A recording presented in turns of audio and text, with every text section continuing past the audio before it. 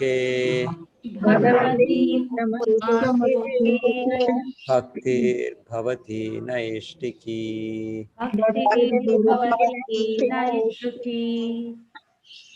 श्रीमद्भागवतम प्रथम स्कंदम अध्याय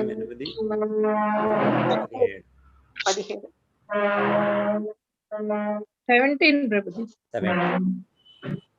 చెప్పారు 17 అని.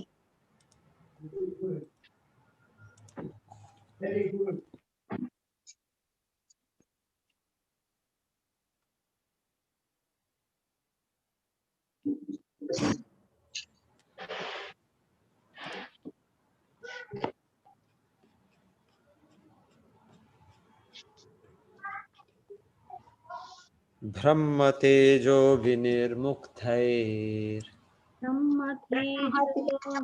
నిర్ముక్తై ప్రభుజీ కనిపించట్లేదు ప్రభుజీ. మాతాజీ ఆత్మజైః సహ కృష్ణయా ఆత్మజైః సహ కృష్ణయా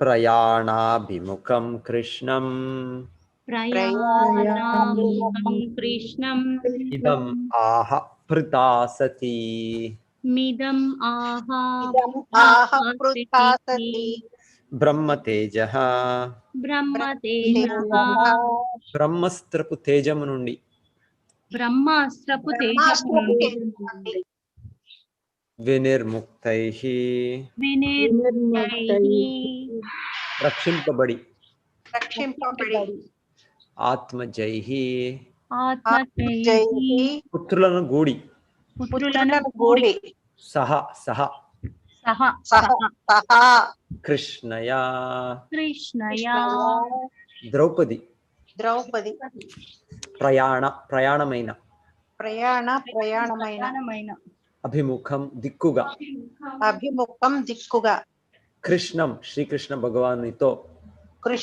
శ్రీకృష్ణ భగవానుడితో ఇదం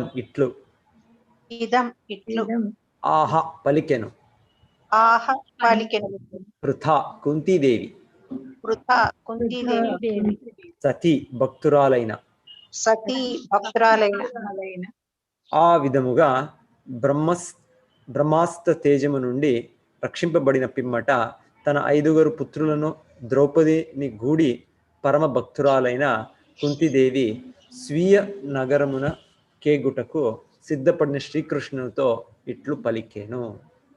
ఆ విధముగా బ్రహ్మాస్త్ర తేజము నుండి రక్షింపబడిన పిమ్మట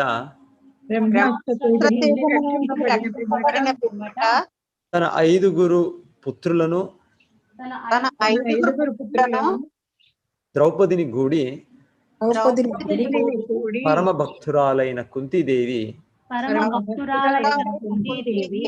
స్వీయ నగరమున కేగుటకు సిద్ధపడిన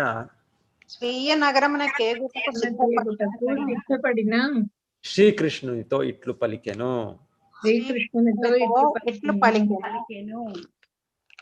చదవండి చాముండేశ్వరి మాతాజీ. హరే కృష్ణ ప్రభు. దేవదేవుడైన శ్రీకృష్ణుని ఎడగల విశుద్ధ భక్తి కారణమున కుంతీదేవి ఇచ్చట సతిగా వర్ణింపబడినది. రాబోవు శ్రీకృష్ణుని గూర్చిన ప్రార్థనల యందు ఆమె మనస్సు చక్కగా వ్యక్తపరుపబడినది. విశుద్ధ భక్తుడైన వాడు ప్రమాదం నుండి బయటపడుటకు కూడా ఇతర జీవుల వంక గాని దేవతల వంక గాని చూడడు. పాండవ వంశమంతయు సర్వదా అట్టి నైజమునే కలిగి ఉండెను. వారు శ్రీకృష్ణుని తప్ప అన్యులను ఎరుగకుండిరి. కనుకనే ఆ దేవదేవుడు వారికి సర్వావస్థల యందును సర్వ విధములుగా సహాయం చేయుటకు సంసిద్ధుడై ఉండెను. శ్రీకృష్ణుని యొక్క దివ్య స్వభావం ఇదియే. భక్తుల పరాధీనతకు తగినట్లుగా అతడు వర్తించును. కనుకనే ప్రతి ఒక్కరూ అసంపూర్ణులైనట్టి జీవులపైన గాని దేవతలపైన గాని ఆధారపడక భక్త రక్షకుడైన శ్రీకృష్ణ భగవానుని పైననే ఆధారపడవలసి ఉన్నది. అట్టి శుద్ధ భక్తుడైన వాడు కూడా ఎన్నడును భగవానుని నుండి సహాయమును అర్థింపడు. కాని ఆ దేవదేవుడే తనంతట తానుగా దానిని వసగుటకు ఆతృతను కలిగి ఉండును. హరే కృష్ణ ప్రభు. హరే కృష్ణ. కుంతి ఉవాచ కుంత్యువాచ ఉవాచ నమస్యే పురుషం త్వాద్యం ఈశ్వరం ప్రకృతే పరం అలక్ష్యం నమస్తే సర్వభూతానాం అంతర్బహిరవస్థితం. గురూజీ చదువుతున్నారు. కుంత్యువాచ కుంత్యువాచ నమస్యే పురుషం త్వాద్యం నమస్తే పురుషం త్వాద్యం ఈశ్వరం ప్రకృతే పరం ఈశ్వరం ప్రకృతే పరం అలక్ష్యం సర్వభూతానాం అలక్ష్యం సర్వభూతానాం అంతః బహిరవస్థితం. అంతర్బహిరవస్థితం. నమస్యే పురుషం తు నమస్తే పురుషం తు ఆద్యం త్వా ఆద్యం.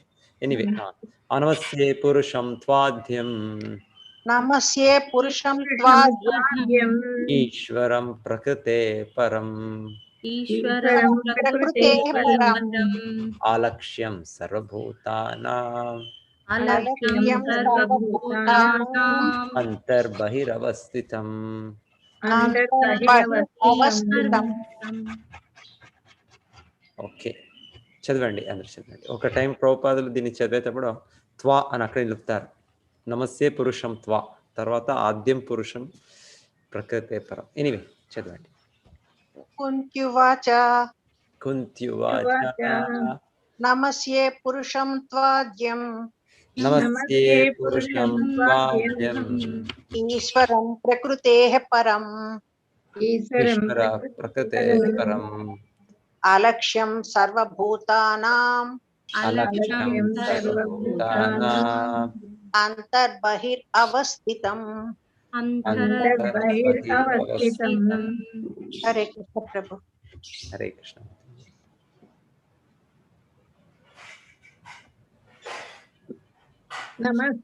నమస్తే పురుషం త్వాద్యం కుంత్యువాచ చదవండి ప్రభు మాతాజీ. కుంత్యువాచ కుంత్యువాచ నమస్తే పురుషం త్వాద్యం నమస్తే పురుషం త్వాద్యం ఈశ్వరం ప్రకృతే పరం ఈశ్వరం ప్రకృతే పరం అలక్ష్యం సర్వభూతానాం అలక్ష్యం సర్వభూతానాం అంతర్బహిరవస్థితం. అంతర్బహిరవస్థితం.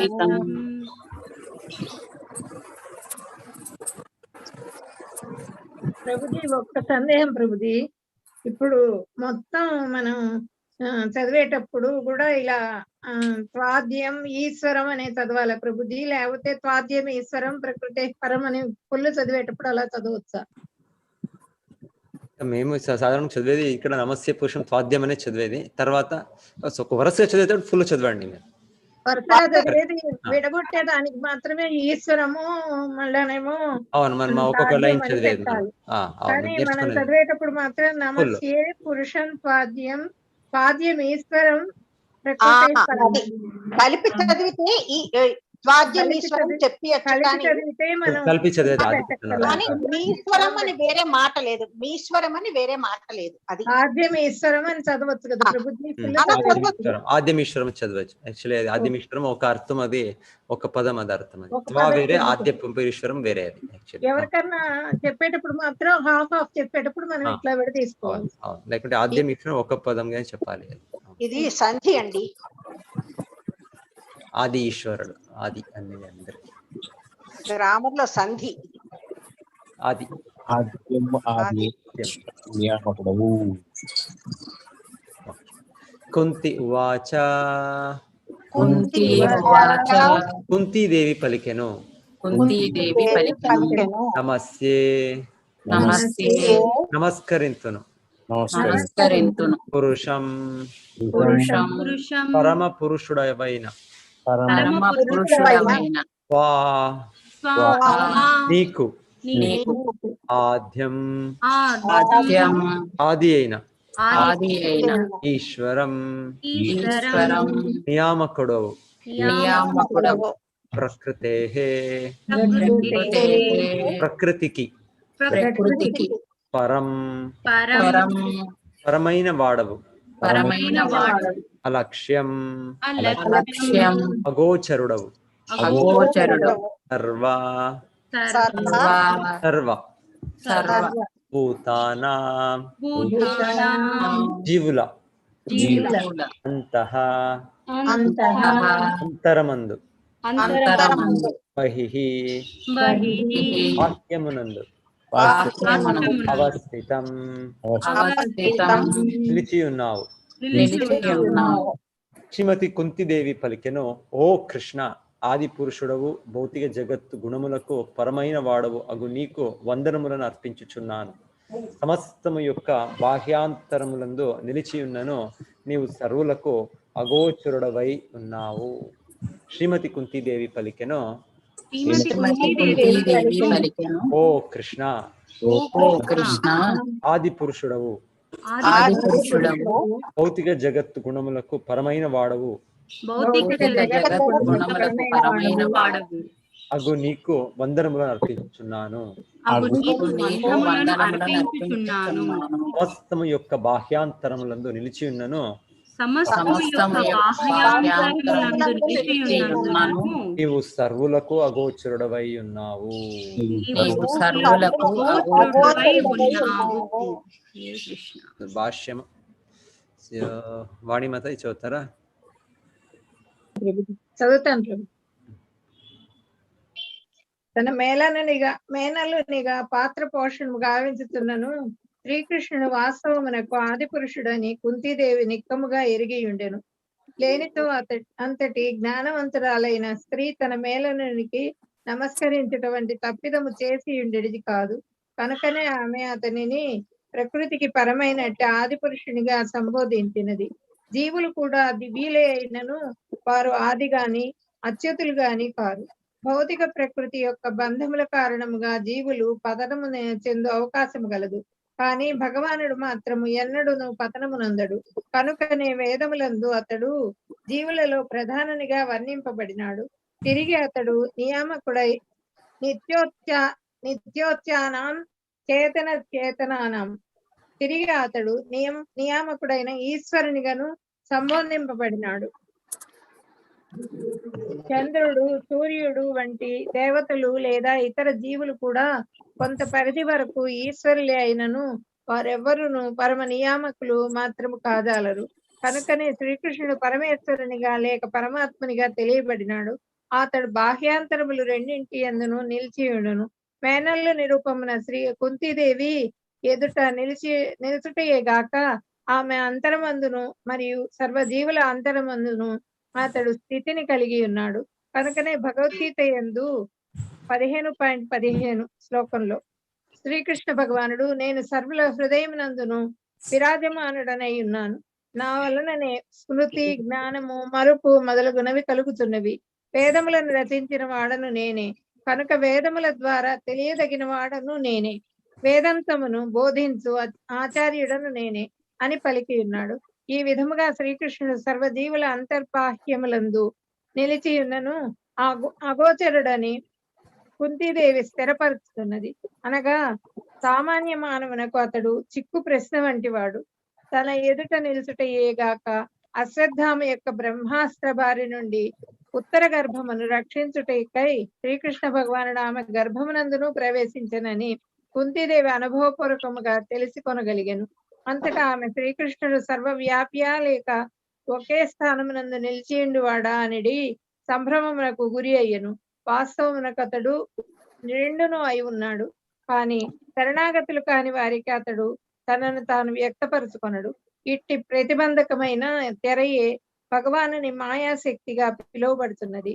అవి తిరుగుబాటు ధోరణి కలిగిన జీవుల దృష్టిని అట్టి మాయా తెర కప్పివేయును. ఈ విషయము రాబో శ్లోకమునందు వివరింపబడినది. హరే కృష్ణ. హరే కృష్ణ.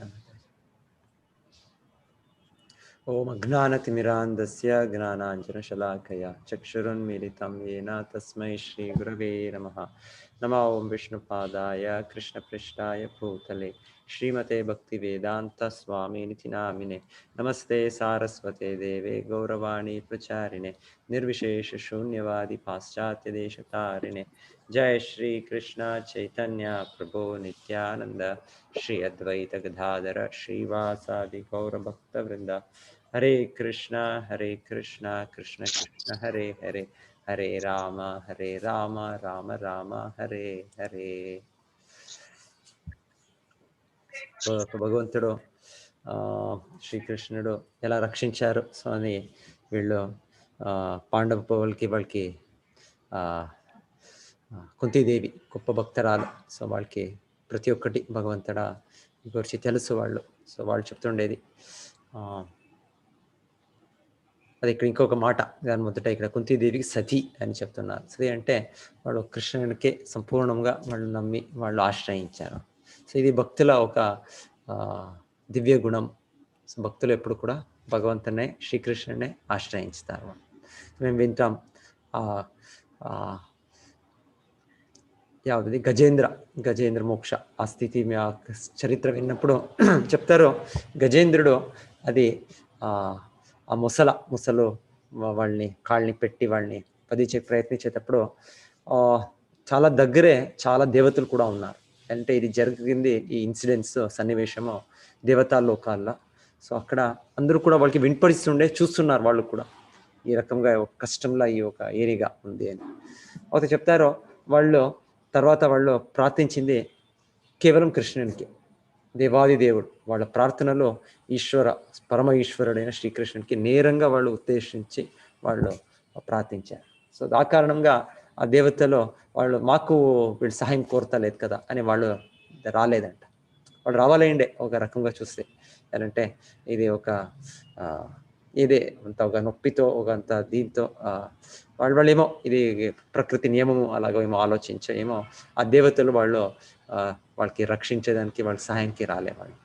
సో అయితే అప్పుడు అంత్యంగా భగవంతుడు శ్రీకృష్ణుడే వచ్చినప్పుడు వాళ్ళందరూ దేవతలు కూడా వచ్చి వాళ్ళకి భగవంతునికి వాళ్ళు కూడా ప్రార్థన అర్పించేది. మేము తప్పు చేశామేమో, శ్రీకృష్ణుడే స్వయంగా వచ్చారు కదా వీళ్ళని రక్షించేదానికి చెప్పేది. ఆ సన్నివేశంలో భక్తులైన వాళ్ళు ఎప్పుడు కూడా శ్రీకృష్ణుడినే నేరంగా ఆశ్రయించారు.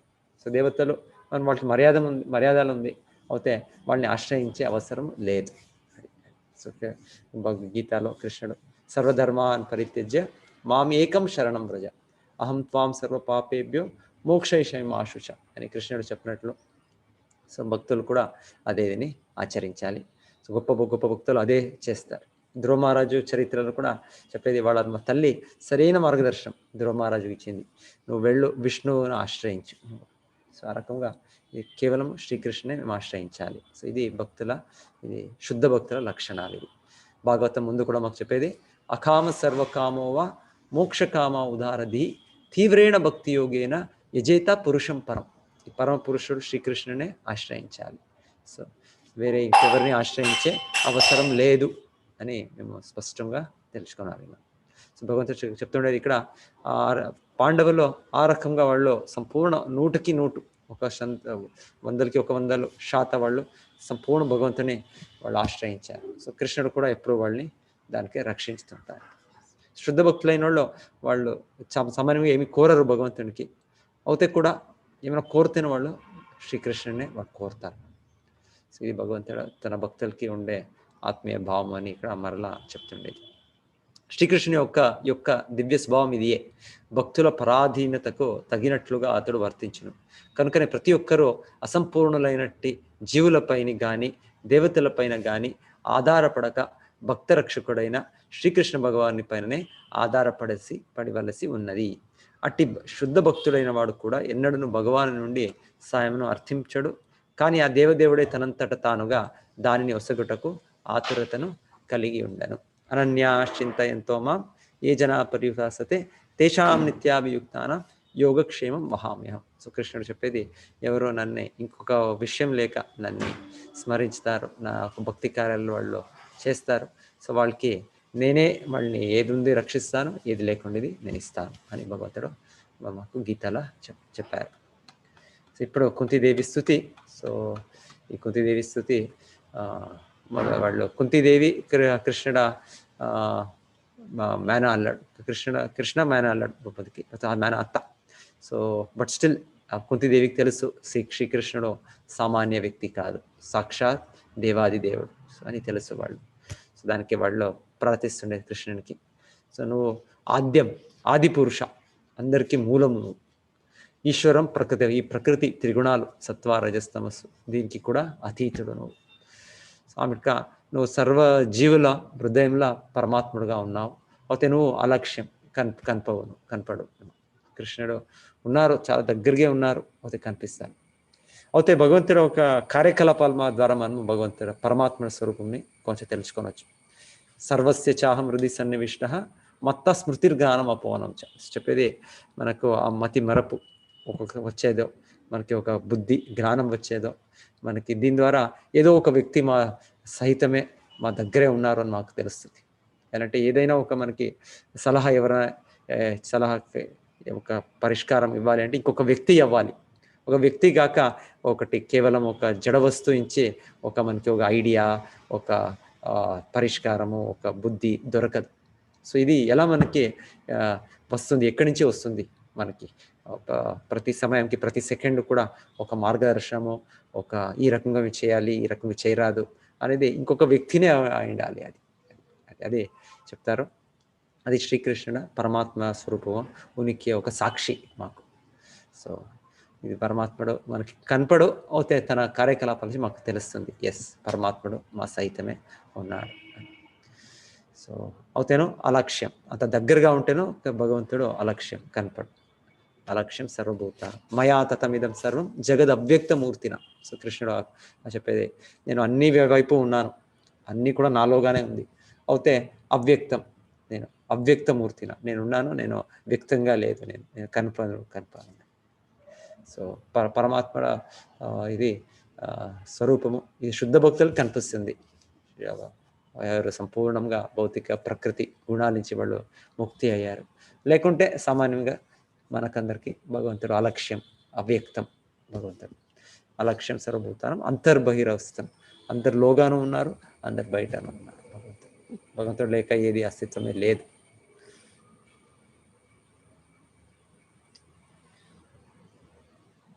సో పురుషం త్వాద్యం, ఈశ్వరత్వాద్యం.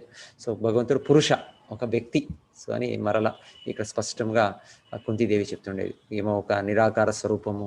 అది ఇప్పుడు ఎల్లప్పుడూ కూడా ఇది స్పష్టంగా మనకి భగవంతుడి భక్తులు కావచ్చు, ఈ గ్రంథాలు కావచ్చు తెలిపిస్తుండేది. పరమసత్యమైనది ఒక వ్యక్తి పురుష. అయితే ఆద్యం పురుష, సామాన్య పురుషుడు కాదు, మొదట పురుష. అన్ని దానికి ఆది, అనాది ఆదిర్ గోవింద, అంతే ఇక్కడ మూలం. ఇంకెవరు భగవంతునికి ఆది పురుషునికి మూలం లేదు. ఈశ్వర, పరమ ఈశ్వరుడు అంటే అంత ఒక్కొక్క అందరూ కూడా మనం ఒక ఈశ్వరులే. ప్రతి జీవులు మన ఒక కుటుంబంలా, మన ఒక సమాజంలా, అంటే ఎంతో కంట్రోలర్స్, ఒక దేశంలా, ఒక రాష్ట్రంలా కంట్రోలర్స్ ఈశ్వరు. అయితే కృష్ణుడు అంటే ఈశ్వర పరమ, అందరికీ పైన కంట్రోలర్ ఈశ్వరుడు. సర్వలోక మహేశ్వరం భగవంతుడు, ఈశ్వరు, పరమ ఈశ్వరుడు. ప్రకృతే పరం, ప్రకృతి ఈ భౌతిక ప్రకృతి సత్వ రజస్తమస్ దీనికి అతీతుడు. నేను ఆ భగవంతుడికి ప్రణామాలు అర్పిస్తాను అని కుంతీదేవి పలుకుతున్నారు. హరే కృష్ణ. సో నెక్స్ట్ శ్లోక రేపు చదువుతాం అనుకుంటాను. ఇంకెవరైనా చేర్పియాలండి చేర్పియండి. ఇవన్నీ ఈ శ్లోకాలంతా నేర్చుకోవచ్చు మనము. ఈ కుంతి స్తుతి అనేది ఒక 20 శ్లోకాలు, ఇది 26 శ్లోకాలతో వస్తుంది అనుకుంటాను ఇది. సో ఇది అంతా ప్రతిరోజు ఇది కంఠపాఠం చేయవచ్చు, మనం దీన్ని నేర్చుకోవచ్చు. నమస్తే పురుషం త్వాద్యం ఈశ్వరం ప్రకృతే పరం అలక్ష్యం సర్వభూతానాం అంతర్బహిరవస్థితం. సో అలాగే వస్తుంది. మాయా జవనిక ఆఛన్నం అగ్నం అదోక్షజం అవ్యయం న లక్ష్యసే మూఢదృశ నటో నాట్యధరో యథా. అలాగే తథా పరమహంసానాం మునినాం అమలాత్మనాం భక్తియోగ విధానార్థం కథం పశ్యేమ హి స్త్రియః. కృష్ణాయ వాసుదేవాయ దేవకీ నందనాయ చ నందగోపకుమారాయ గోవిందాయ నమో నమః. नमः पंकजनाभाय नमः पंकजमालिने नमः पंकजनेत्राय नमस्ते पंकजांग्रये।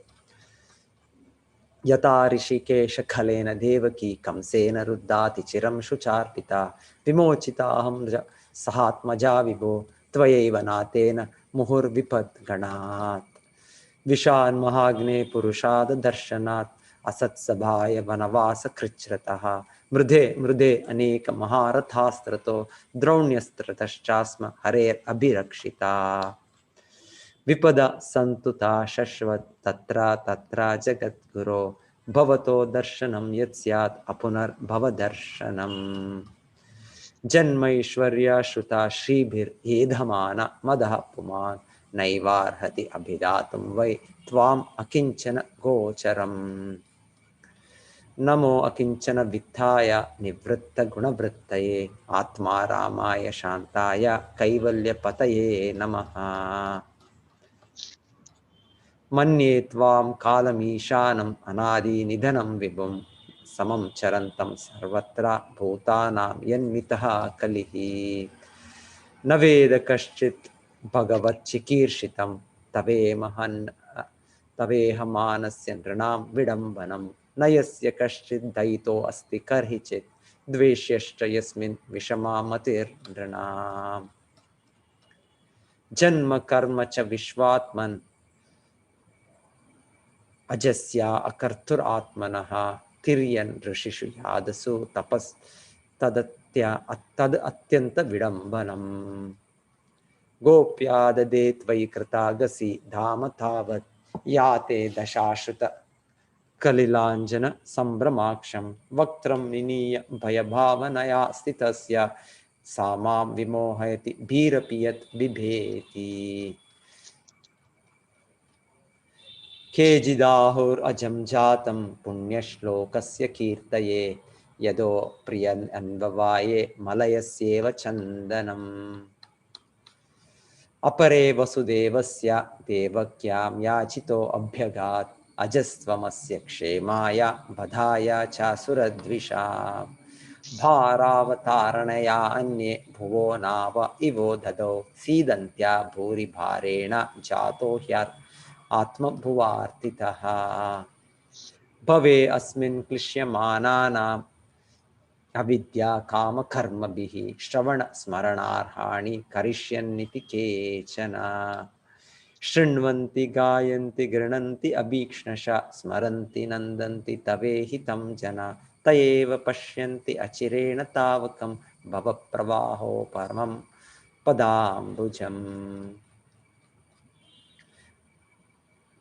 अप्यद्यनस्त्वं स्वकृते हितप्रभो जिहाससि स्वित् सहृद् अनुजीविनः येषां न चास्यद्भवतः पदाम्बुजात् येषां न चान्यद्भवतः पदाम्बुजात् परायणं राजसु या योजितां हसाम्।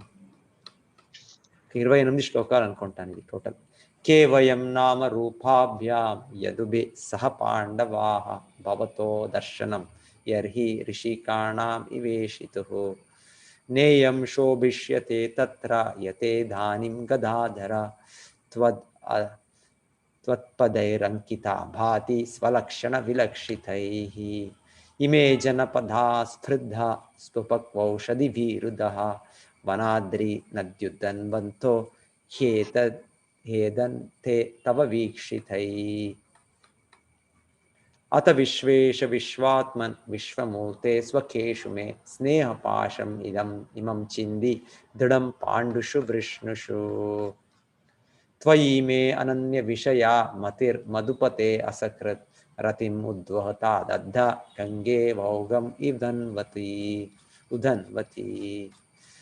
श्री कृष्ण कृष्ण सख वृष्णि वर्षभानुविधृक् राजन्यवंशदहन अनपवर्ग वीर्य गोविंद गोद्विज सुरार्ति हरावतार योगेश्वराखिल गुरो भगवन् नमस्ते. సో ఇది లాస్ట్ ఇది. సో ప్రతిరోజు మేము నేర్చుకోవచ్చు. సో భక్తులు దీన్ని ఇది 28 శ్లోకాలు 29 శ్లోకాలు కుంతి స్తుతి. కుంతి స్తుతి అనే ఒక సపరేట్ ప్రత్యేక పుస్తకం కూడా ఆచార్యులు దీనికి ప్రవచనం ఇచ్చి ఒక రచన ఉంది. భాగవతంలో చాలా గొప్ప ప్రార్థనలు కుంతీదేవి కుంతి స్తుతి. సో ఈరోజు మేము వినింది ఒక స్తుతి. నమస్తే పురుషం త్వాద్యం ఈశ్వర ప్రకృతే పరం అలక్ష్యం సర్వభూతానాం అంతర్బహిర్ అవస్థితం. సో కృష్ణ, నువ్వు పరమ పురుషుడు, నువ్వు 3 గుణాలకి అతీతుడు, నువ్వు అంతర్బహిగా అన్ని వైపు ఉంటేను నువ్వు గోచరుడు కాదు నువ్వు అని కుంతీదేవి చెప్తున్నారు. హరే కృష్ణ.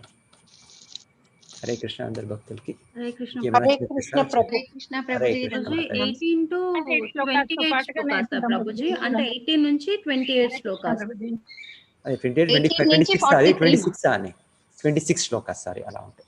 ఓకే, అదే 26. 46 కదా ప్రభుజీ. మీరు అదే 2 మిస్ అయ్యారా అని అందుకనే డౌట్. 26 26. హరే కృష్ణ ప్రభుజీ. ధన్యవాదాలు ప్రభుజీ. హరే కృష్ణ. ప్రణామ్. హరే కృష్ణ. హరే